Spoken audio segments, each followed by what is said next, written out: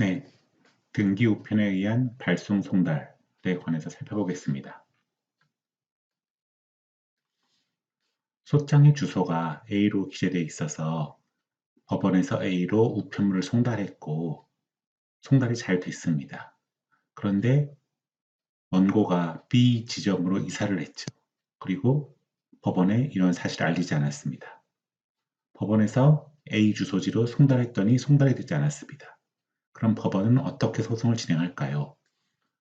네, 법원은 일단 소송 기록을 살펴보고 A 말고 다른 주소가 혹시 기재되어 있는 게 있나를 잘 살펴봅니다.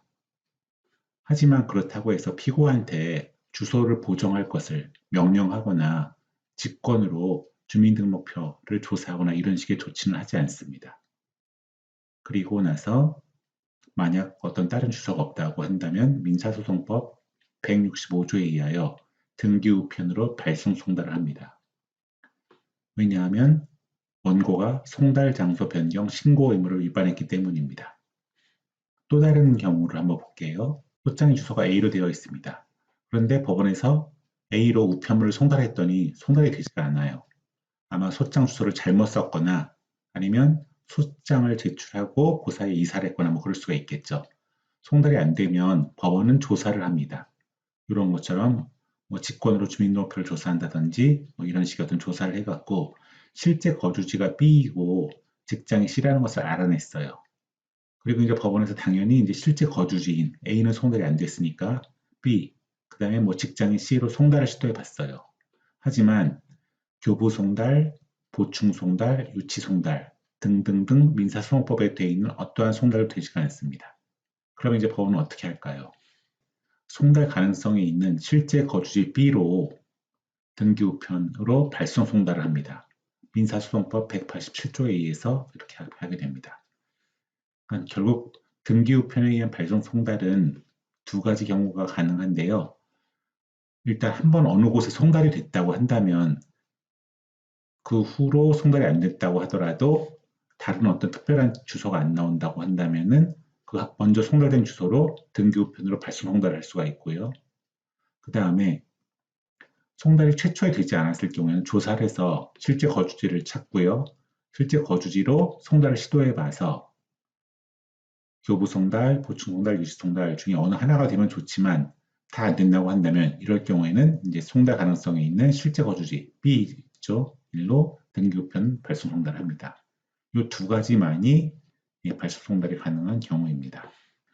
민사소송법 한번 읽어보도록 하겠습니다. 185조 보시면요. 당사자, 법정대리인 또는 소송대리인이 송달받을 장소를 바꾼 때에는 바로 그 취지를 법원에 신고해야 한다 되어 있고요. 2항에 보면은 제1항의 신고를 하지 아니한 사람에게 송달할 서류는 달리 송달할 장소를 알 수 없는 경우 종전에 송달받던 장소에 대법원 규칙이 정하는 방법으로 발송할 수 있다고 되어 있습니다. 송달이 일단 된 것을 전제로 해서 송달받을 장소를 바꿀 때에는 신고를 해야 되고요. 신고를 하지 않았다고 한다면은 기록을 봐갖고 달리 송달할 장소가 나와 있지 않는다고 한다면은 종달에 송달받은 장소에 등기우편으로 발송 송달할 수 있다. 라고 이렇게 규정하고 있는 거고요. 그 다음에 186조는 보충 송달, 유지 송달이라고 해갖고 이런 식으로 보충 송달을 할 수가 있고 그 다음에 또 유치 송달도 할 수가 있는데 180조에 보시면은 제186조의 규정에 따라 송달할 수 없는 때, 즉 교부 송달도 안 되고 보충 송달도 안 되고 유치 송달도 안 될 때에는 법원 사무관 등은 서류를 실제 거주지에 등기우편으로 발송 송달할 수 있다라고 이렇게 규정하고 있습니다. 이 등기우편으로 하는 발송 송달은 그 송달받을 사람이 사실은 송달 서류를 못 받을 가능성이 높기 때문에 굉장히 불리하죠. 그렇기 때문에 특별한 경우가 아니면 안 되는데요. 이 민사소송법 185조, 187조는 이 특별한 두 가지 경우를 규정하고 있습니다. 오늘은 여기까지입니다.